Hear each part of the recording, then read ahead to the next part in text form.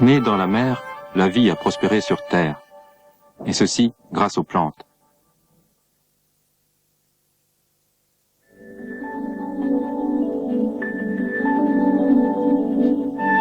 Le sol, c'est lui qui donne la vie aux plantes, et il est bien loin de n'être qu'un agglomérat de substances minérales.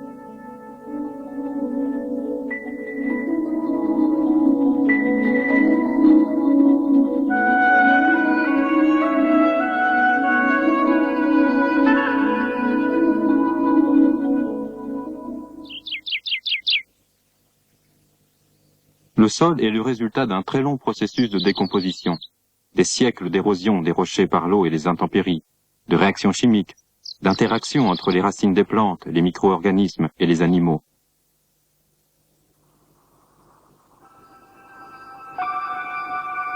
Les premiers occupants des rochers furent les lichens et des mousses de diverses variétés.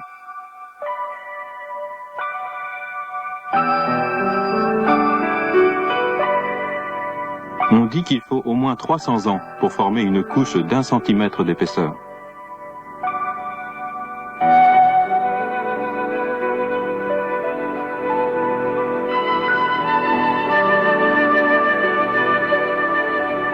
Mais au Japon, pays d'origine volcanique recouvert par des cendres, c'est entre plusieurs centaines et plusieurs milliers d'années qu'il a fallu pour que ces cendres se transforment en terre.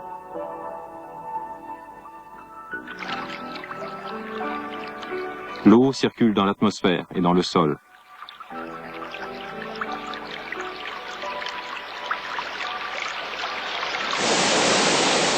L'eau qui s'écoule dans le sol contient beaucoup de matière nutritive.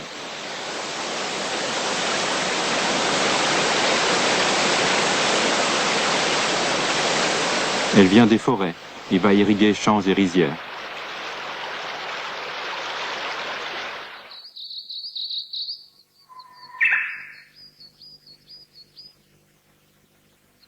Tout près du célèbre mont Fuji se trouve la ferme d'Ohito, qui dépend de la Fondation internationale de recherche en agriculture naturelle.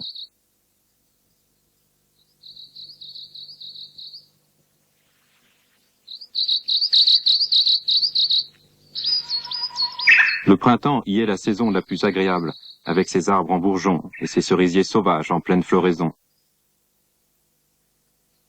Depuis les temps les plus anciens, les Japonais ont appris que l'homme fait partie de cette merveilleuse nature.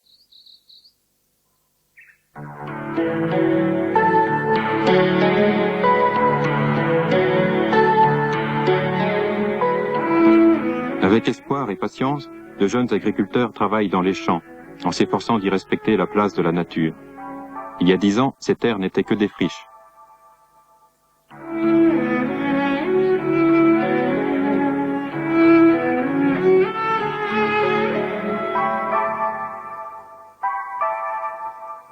Voici ce qu'elles sont devenues, après 10 ans d'efforts et de soins répétés.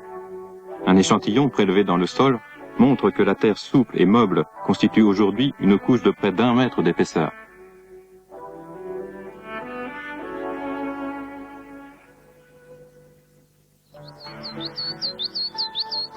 Une forêt de hêtres.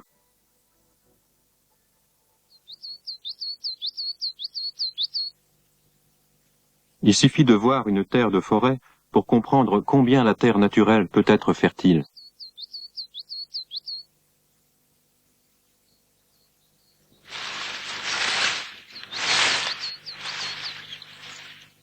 La terre y est très souple.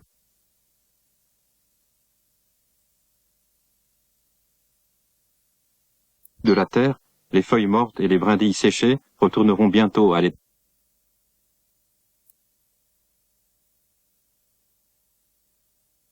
Les animaux microscopiques sont les premiers prédateurs des feuilles mortes, bientôt suivis des bactéries, des champignons et des actinomycètes, tous invisibles à l'œil nu. Voyez comment les champignons envahissent les tissus constitutifs des feuilles.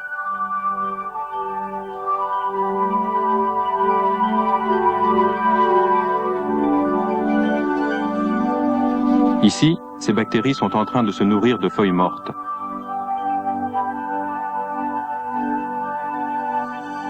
Qui vont se décomposer progressivement.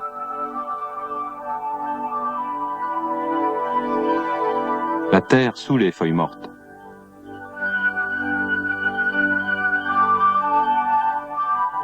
La lumière du soleil ne pénètre pas ce monde de tout petits animaux qui aident à transformer les matières organiques en terre.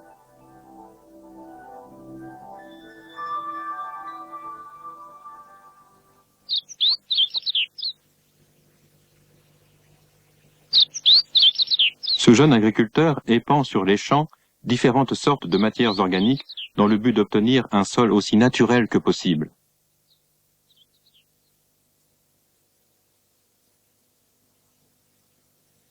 Ces matières organiques vont favoriser la présence de toutes sortes d'animaux, et en particulier des vers de terre. Au Japon, on a l'habitude de dire que les vers de terre aident à labourer la terre et à la rendre plus légère.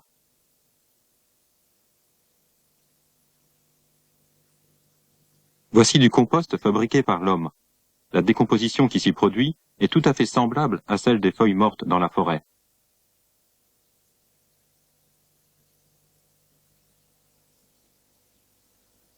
Cette décomposition nécessite la présence de micro-organismes et d'animaux microscopiques tels que les mythes.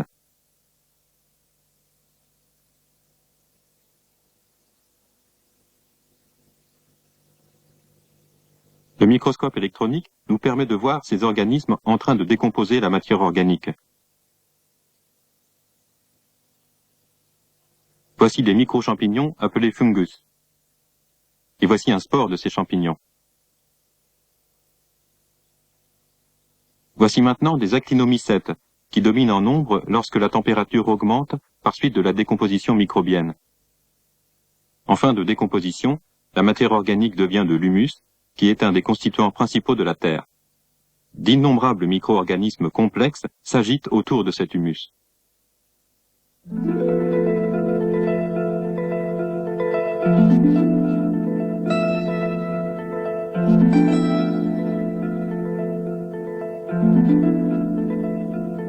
Voici un sol à structure agrégatée, contenant beaucoup de matière organique.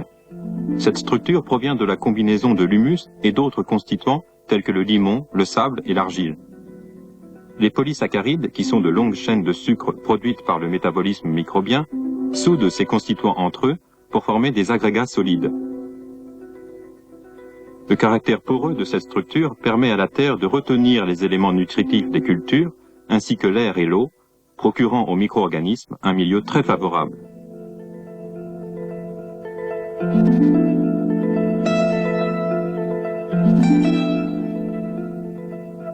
La matière organique contenue dans la terre attire de nombreux micro-organismes qui s'en nourrissent.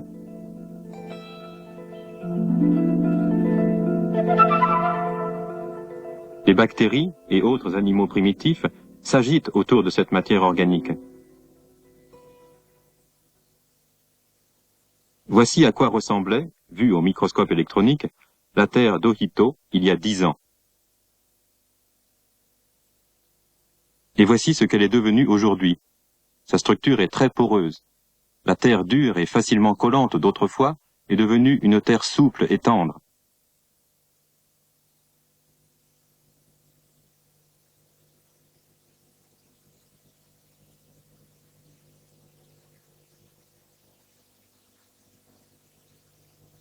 Une analyse chimique de cette terre montre combien elle est équilibrée et propice à la croissance des plantes.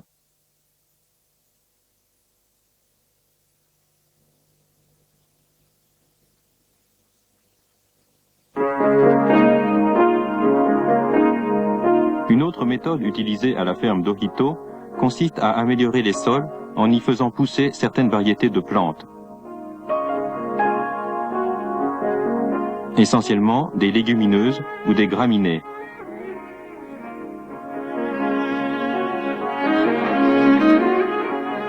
Voici du trèfle semé entre du blé.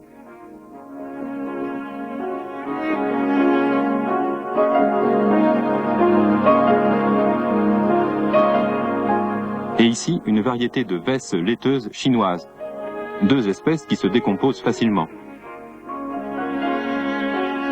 Ces légumineuses s'associent en symbiose à des bactéries qui provoquent sur leurs racines le développement de nodules.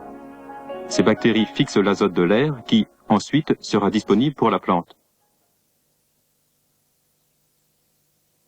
Voici ces bactéries fixatrices d'azote qu'on appelle rhizobia. Ici, nous voyons des mycorhizes. Ces micro-champignons pénètrent les cellules des plantes et, en échange de sucre, leur fournissent des éléments nutritifs tels que du phosphore. Sur cette image, le phosphore absorbé par la bactérie apparaît en rouge.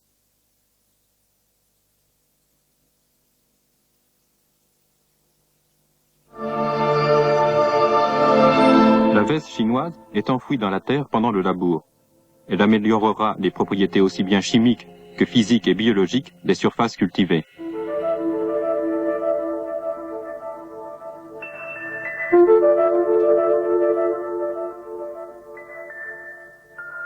Les racines croissent solidement en se frayant leur chemin dans la terre.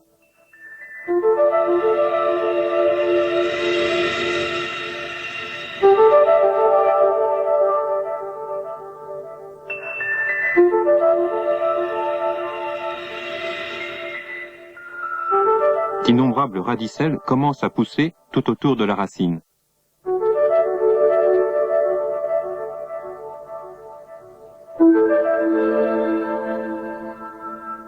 Les racines des plantes cultivées, ainsi que celles des mauvaises herbes, brisent la terre tout en s'allongeant.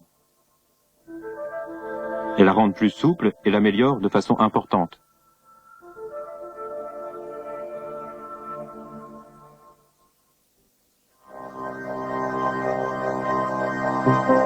Observons la croissance d'une racine au microscope.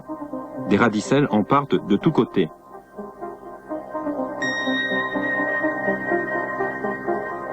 Ces radicelles servent à apporter à la plante l'eau et les éléments nutritifs dont elle a besoin.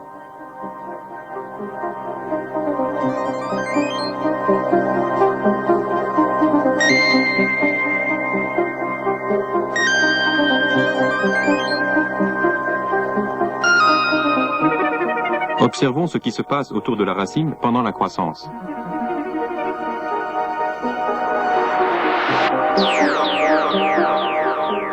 Voici l'extrémité de la racine, où précisément a lieu l'allongement.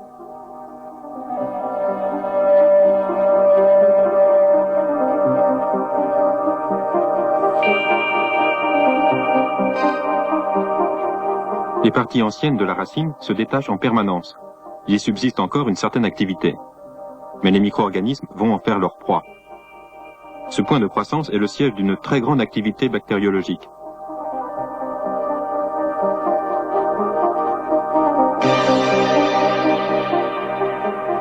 Bien qu'on ne les voit pas, des éléments nutritifs sont sécrétés par les radicelles. Les micro-organismes sont nombreux alentour car ils se multiplient en se nourrissant des éléments nutritifs sécrétés. Inversement, quand les micro-organismes meurent, la plante se nourrit de leurs restes.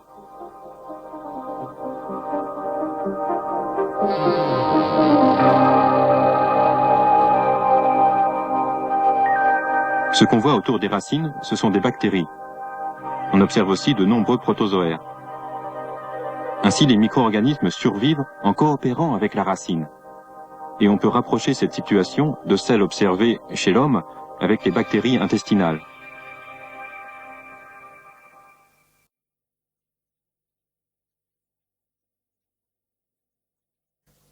Observons maintenant au microscope comment les micro-organismes présents dans la Terre luttent entre eux pour s'emparer des éléments nutritifs.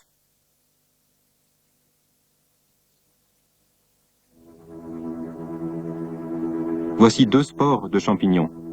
Ils se développent en faisant croître des tentacules depuis leurs spores. Qui va gagner ?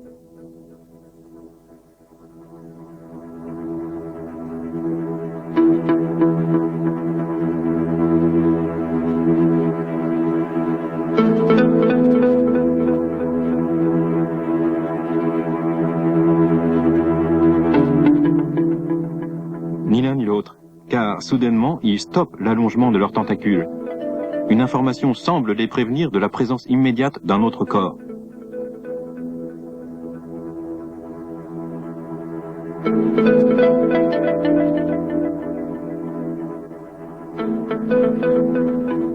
Ces bactéries se tiennent à distance l'une de l'autre en respectant un espace frontalier. Chacune semble respecter le territoire de l'autre. La plus grosse est un champignon pathogène. et la plus petite, une autre sorte de champignon dénommée Trichoderma. La plus petite s'enroule autour de la plus grosse, qui commence à se dissoudre. Il s'agit là d'un exemple typique de compétition microbienne.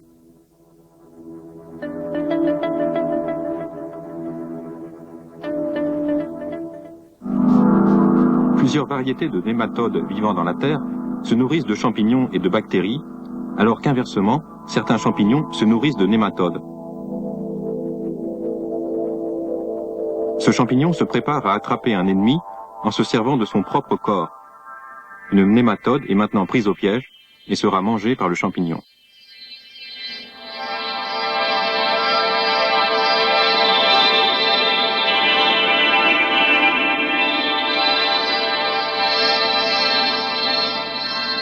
Les bactéries se nourrissent également de nématodes mortes.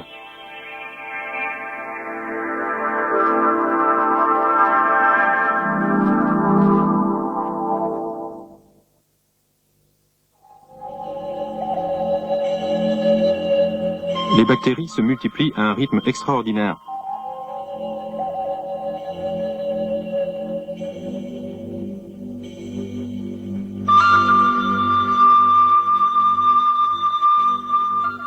Mais elles sont elles-mêmes la proie des amibes, ces êtres primitifs que l'on voit ici apparaître au premier plan.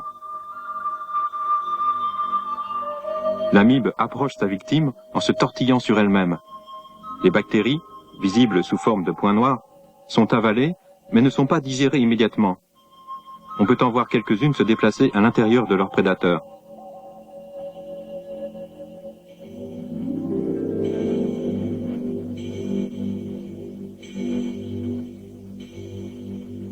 L'amibe que nous voyons ici vise-t-elle la matière organique colorée en orange? Non, elle passe tout droit et attaque un groupe de micro-organismes.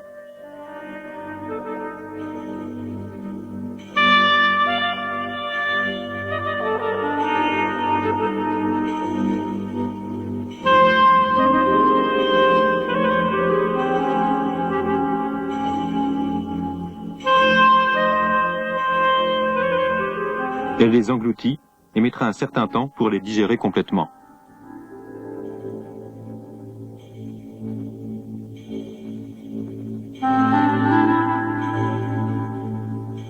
Mais un jour, la puissante amibe viendra à s'affaiblir et sera alors encerclée par les bactéries. Dans ce monde souterrain, tous les micro-organismes luttent pour leur survie, dans le cadre d'un écosystème qui empêche l'apparition subite d'espèces nouvelles.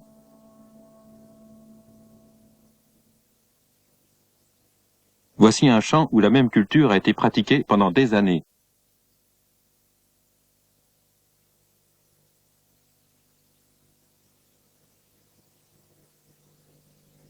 De très grandes quantités d'engrais et de produits chimiques ont été utilisés à cette fin, risquant d'engendrer la prolifération de bactéries pathogènes.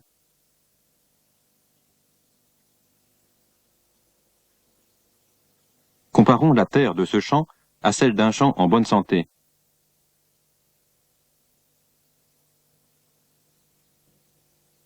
Et pour ce faire, diluons ces deux terres dans de l'eau.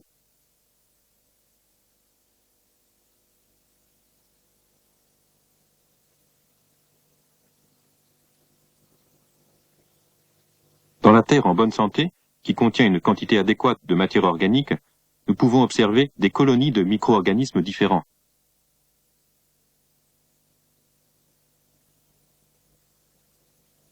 Par contre, dans la terre en mauvaise santé, nous ne voyons qu'un nombre très limité d'espèces. Ici, une espèce particulière prolifère à la surface de la coupelle.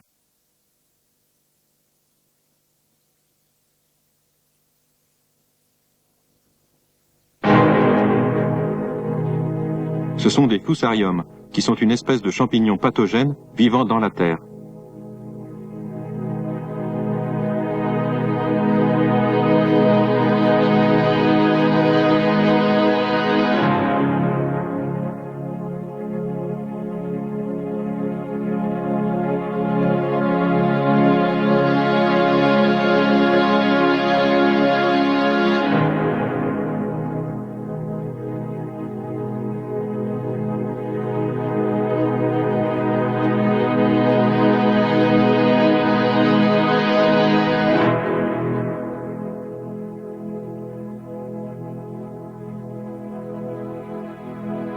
Sur la droite, on peut voir la racine d'une plante cultivée.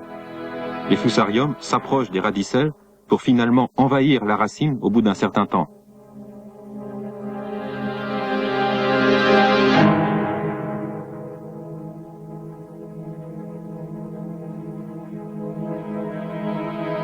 Affaiblie, la racine sera une proie facile pour d'autres micro-organismes tels que bactéries ou nématodes.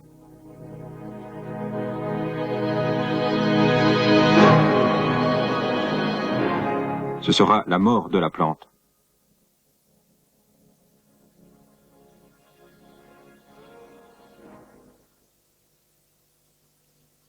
De nos jours, la fusariose, comme on appelle cette maladie, cause de gros dégâts aux cultures légumières.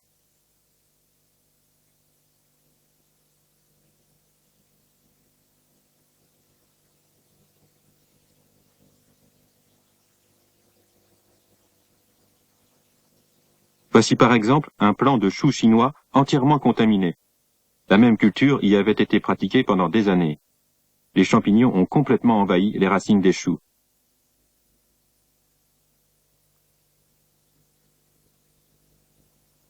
L'hiver, ces champignons hibernent dans la terre sous forme de spores.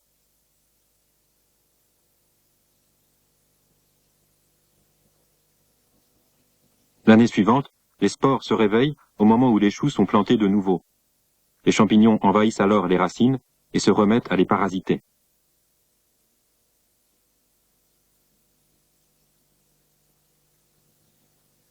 Autrefois, lorsque les pesticides chimiques n'existaient pas, les agriculteurs avaient leur méthode pour lutter contre ces maladies. Par exemple, la culture mixte. Cette pratique est encore utilisée par certains agriculteurs au Japon, qui font par exemple pousser des oignons verts et des poireaux au milieu de champs de melons. Comment cette méthode permet-elle de lutter contre ces maladies?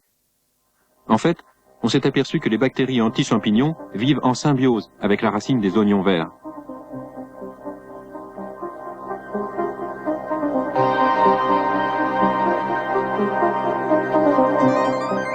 Nous observons ici ces bactéries, en même temps que les champignons pathogènes du fusarium. Ce dernier cherche à étendre ses tentacules.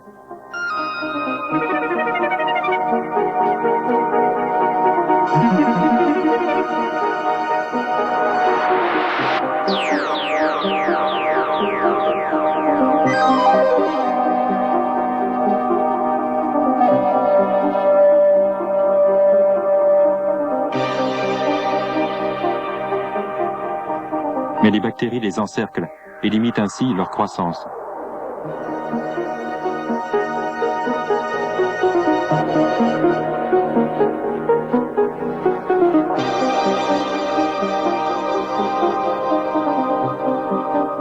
Elles peuvent même les digérer.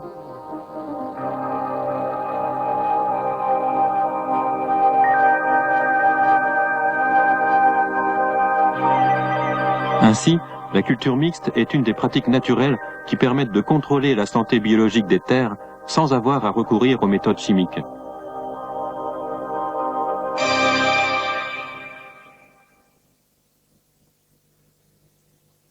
Voici une terre dans laquelle on a utilisé pesticides et engrais chimiques. Elle contient peu de matière organique et donc peu de vie.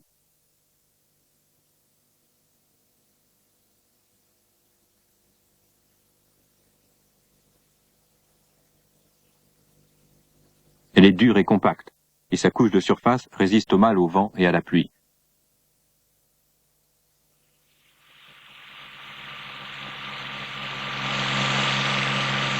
C'est en épandant sur le champ fumier et autres matières organiques, en quantité suffisante, que l'on pourra redonner vie à cette terre.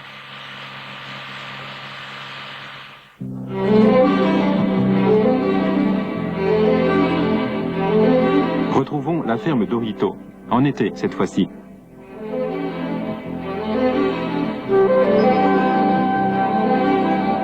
Les agriculteurs y ont commencé la récolte du thé.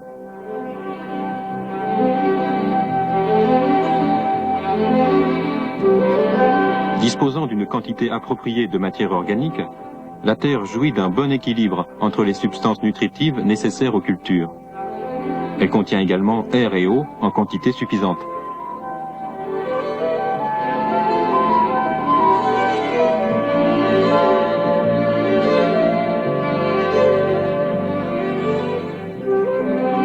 cette terre restera en bonne santé, les cultures porteront de magnifiques feuilles, fleurs et fruits.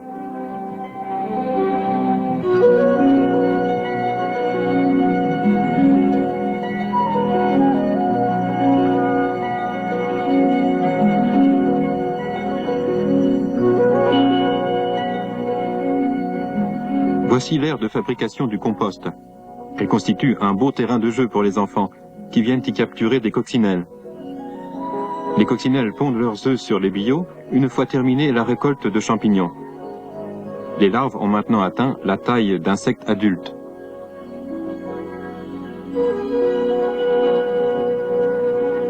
Outre les coccinelles, de nombreux animaux habitent les lieux.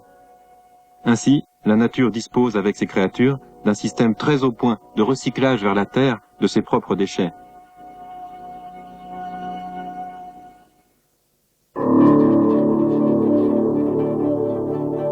Qu'en est-il de la société humaine? Durant la dernière moitié du siècle, l'homme a créé beaucoup de produits qui n'existaient pas dans la nature auparavant. Ils ont été jetés après usage, et le sol est devenu un dépotoir.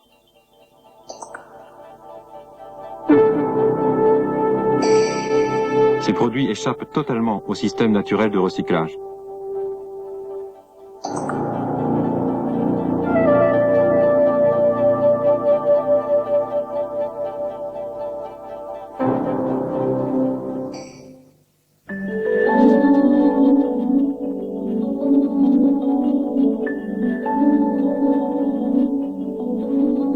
Les cerisiers fleurissent à nouveau à la ferme d'Ofito.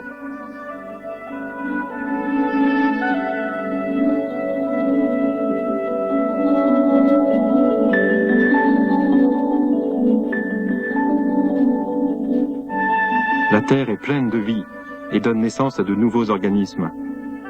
Et elle-même tire cette vie des nombreuses créatures de la nature.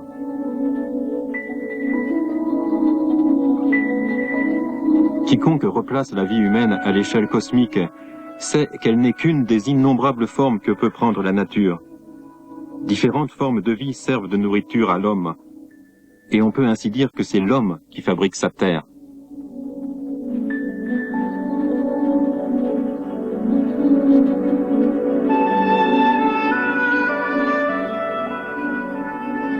Recréer l'équilibre dans l'écosystème d'une exploitation agricole exige le travail mystérieux de la nature tout autant que celui de l'homme.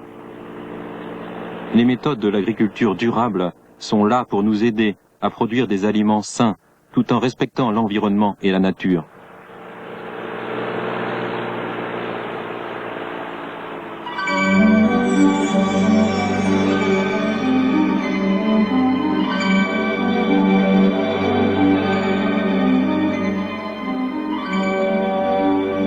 Comment ne pas le croire en voyant ses racines pousser superbement dans une terre en bonne santé?